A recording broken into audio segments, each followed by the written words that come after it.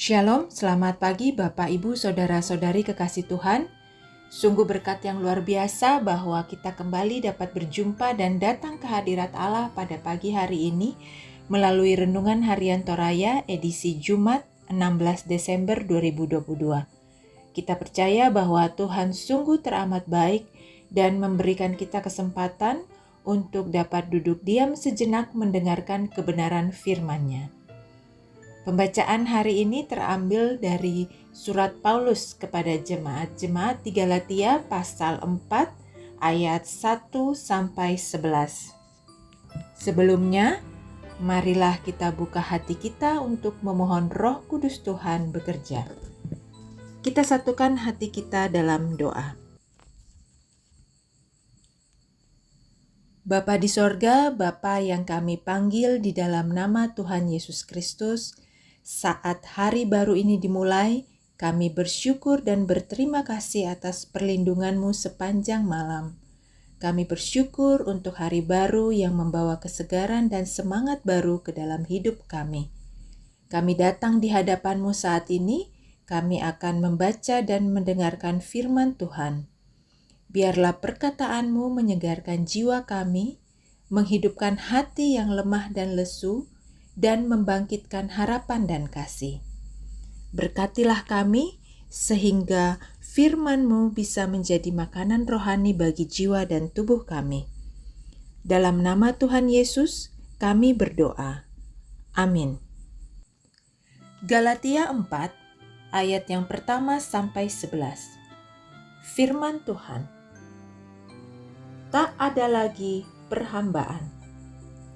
Yang dimaksud ialah selama seorang ahli waris belum akil balik, sedikit pun ia tidak berbeda dengan seorang hamba, sungguh pun ia adalah tuan dari segala sesuatu.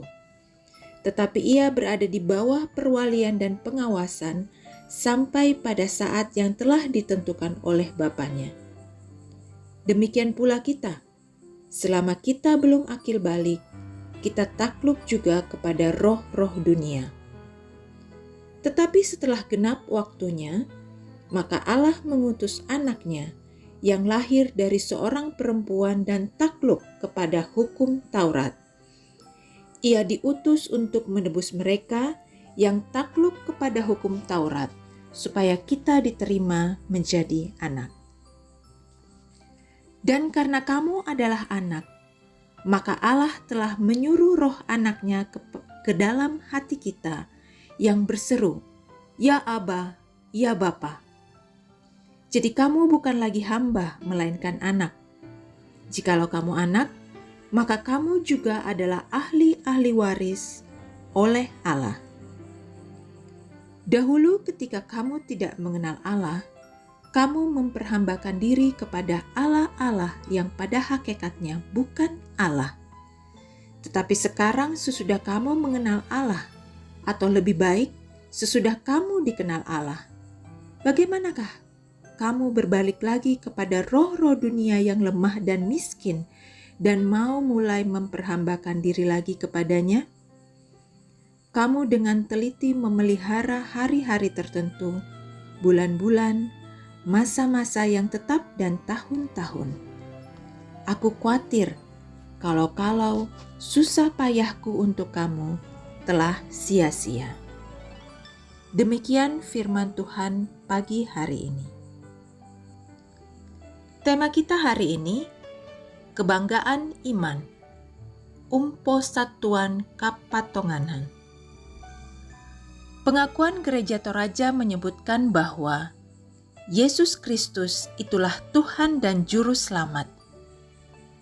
Pengakuan ini bukan hanya sekedar pengakuan, apalagi jika sekedar diucapkan saja tanpa dimaknai dalam iman.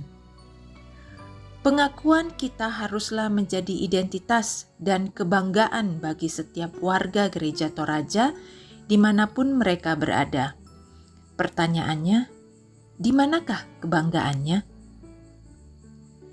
Dalam suratnya kepada jemaat yang ada di Galatia, Paulus menegaskan kepada jemaat tentang apa makna iman kepada Kristus.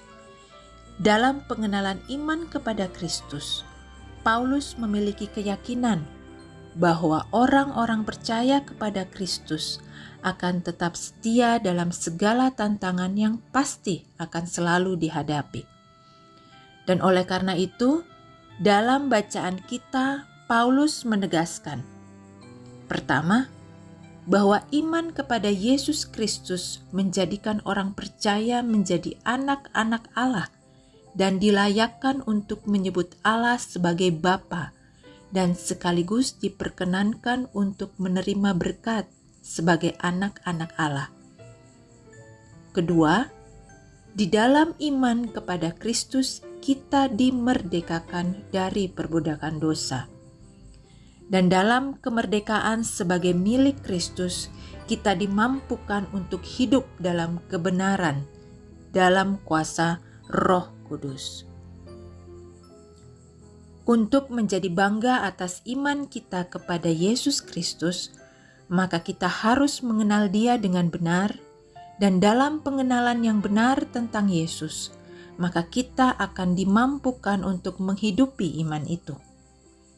Kita pasti memiliki kelemahan dan keterbatasan, tetapi Roh Kudus akan memampukan kita.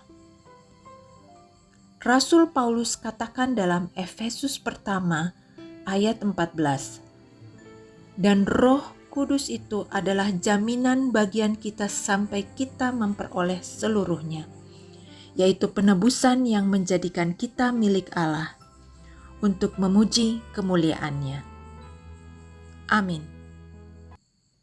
Mari kita berdoa. Tuhan Allah Bapa kami, terima kasih atas segala berkat yang sudah Engkau limpahkan, sehingga kami bisa memiliki kesempatan untuk mendengar firman-Mu. Kami mengucap syukur untuk firman-Mu pagi ini.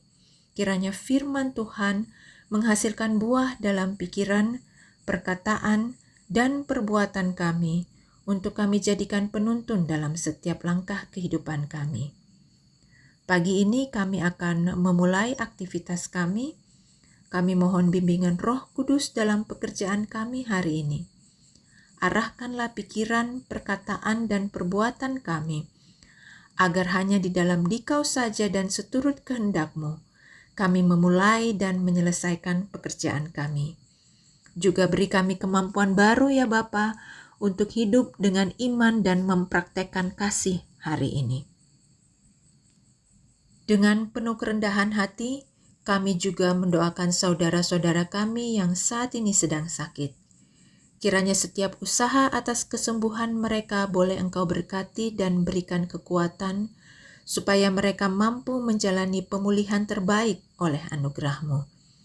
Juga Tuhan berkati orang-orang terkasih yang senantiasa menjaga, merawat, dan mendukung saudara-saudara kami agar selalu sehat. Saudara-saudara kami yang bersuka cita karena pertambahan usia, pertambahan berkat Tuhan dalam pekerjaan, keluarga, dan pendidikan, Tuhan berkati dan genapi sukacita mereka dengan senantiasa bersyukur. Kami berdoa untuk orang-orang tua kami yang lanjut usia. Kami mohon Engkau memberkati mereka dengan kesehatan yang baik dan hati yang senantiasa penuh sukacita.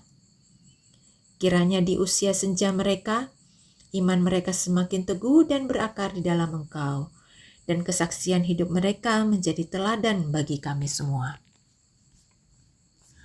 Ampuni salah dan dosa kami, sempurnakanlah dan dengarlah doa kami, yang kami bawa di dalam nama anak-Mu Yesus Kristus, yang adalah Tuhan dan Juru Selamat kami yang hidup. Amin. Demikian renungan pagi hari ini.